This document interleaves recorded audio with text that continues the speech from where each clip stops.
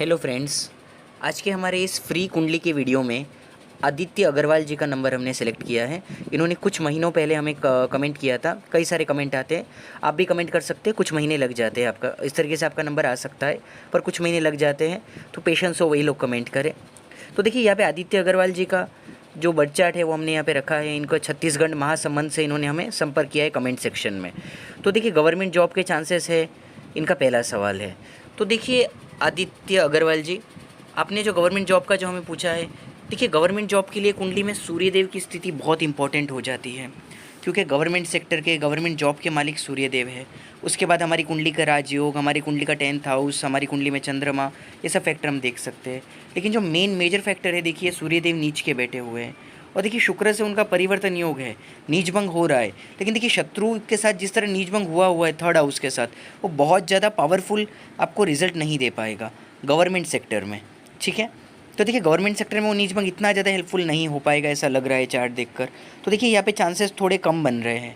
देखिए ऐसे में फिर भी अगर आप ट्राई करना चाहें तो यहाँ पे सूर्य सहस्त्र नाम का पाठ कर आप ट्राई कर सकते हैं, क्योंकि सूर्यदेव का अगर आप सूर्य सहस्त्र नाम का पाठ करते हैं तो सूर्यदेव प्रसन्न होते हैं, फिर चमत्कार होना कोई बड़ी बात नहीं है। लेकिन फिर भी अगर हम बर्थ चार्ट को देख के चले तो देखिए यहाँ पे चांसेस थोड़े कम दिख रहे हैं। तो प्राइवेट सेक्टर पर भी आप फोकस बनाए रखें, क्योंकि वहाँ पे भी आप अच्छा कर पाएंगे, ठीक है। ऐसा नहीं कि गवर्नमेंट में ही जाएंगे तो ही आप प्रगति करेंगे, प्राइवेट में भी लोग अच्छा कर पाते हैं, आप उससे भी अच्छा कर पाएंगे, ठीक है। अब देखिए दूसरा आपका ये सवाल है कि बिज़नेस है ना। तो देखिए बिज़नेस का आपका जो सवाल है, तो देखिए बिज़नेस का मालिक है देवगुरु बृहस्पति, और वो थर्ड हाउस में बैठे हुए हैं, वो अपने मित्र सूर्य के घर में बैठे हुए हैं, ठीक है। तो देखिए बिज़नेस अगर आप करते हैं तो वो उसकी बिज़नेस के मालिक की जो पोजीशन है वो ये बता रही है कि आपको हार्डवर्क बहुत ज़्यादा करना होगा। फिजूल की मेहनत, हार्डवर्क बहुत ज़्यादा, मेहनत ज़्यादा मांगेगा, समय ज़्यादा मांगेगा, ठीक है। तो जब तक किसी भी फील्ड का अगर आपको पूरा नॉलेज ना हो, प्रॉपर सेटअप ना हो, तो आधा अधूरा नॉलेज लेकर किसी को भी देखकर बिज़नेस में उतर मत जाइएगा।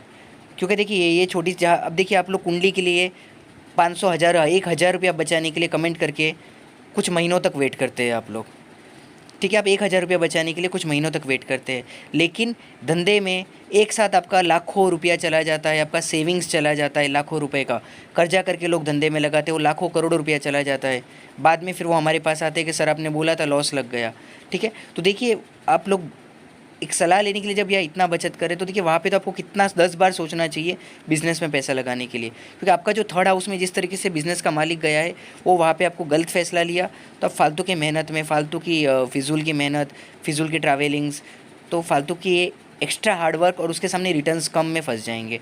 तो अगर प्रॉपर नॉलेज है, बिज़नेस कर सकते हैं, या तो आप किसी भी तरह का सर्विस फील्ड आप कर सकते हैं, कंसल्टेंसी का काम कर सकते हैं, या पढ़ने का, पढ़ाने का, है ना, प्रोफेसर, टीचर, कंसल्टेंसी का काम, इस तरीके से आप ये सारे काम आप कर सकते हैं। या तो ट्रैवलिंग से रिलेटेड अगर कोई काम हो, जो कुछ काम आप कर रहे हो उसमें आपको छोटे मोटे ट्रैवलिंग से रिलेटेड जुड़ के आपको कुछ फ़ायदा होता है, ऐसे काम भी आप कर सकते हैं। लेकिन देखिए मेन आपको ये बात रखना है कि जब तक आपको एश्योरिटी नहीं है कि 100% आपको रिटर्न मिलने वाला है, आपका पैसा सेफ़ है, तब तक बड़ा पैसा मत लगाइएगा।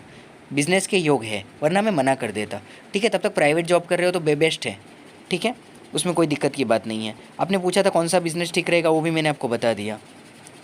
Marriage life and marriage time, देखिए आपने जो मैरिज के लिए जो सवाल किया है, देखिए यहाँ पे क्या है, देखिए एक तो 7वें घर में राहु है, और देखिए आप लोग नोटिस करिएगा 10 में से आपको 5 कुंडली में जो मैरिज डिले होता है, हमेशा आपको 10 में से 5 कुंडलियों में आपको राहु दिख जाएगा, ठीक है। विवाह स्थान से किसी न किसी प्रकार से वो संबंध करता हुआ दिख जाएगा आपको।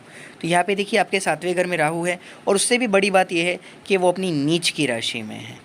तो देखिए आप अगर सोचते हो कि मैं पहले बड़ा बिज़नेस बढ़ाऊँ, मैं बड़ा एम्पायर बनाऊँ, पहले मैं 2-5 करोड़ बना लूँ, बाद में शादी करूँ, तो ये सब खाली ये सब चीज़ों से बाहर निकल जाओ, प्रैक्टिकली टाइम पे शादी कर लो।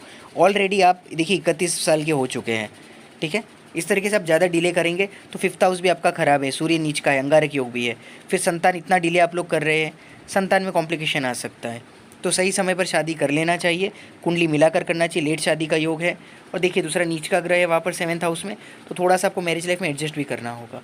और शादी से पहले नीच का ग्रह है 7th हाउस में राहु, तो एक काम और कर सकते हैं, आपके अच्छे पंडित से मिलकर कुंभ विवाह की विधि करवा लीजिए अपने ब्राह्मण से मिलकर, ठीक है। 4,000 तक का खर्चा आना चाहिए।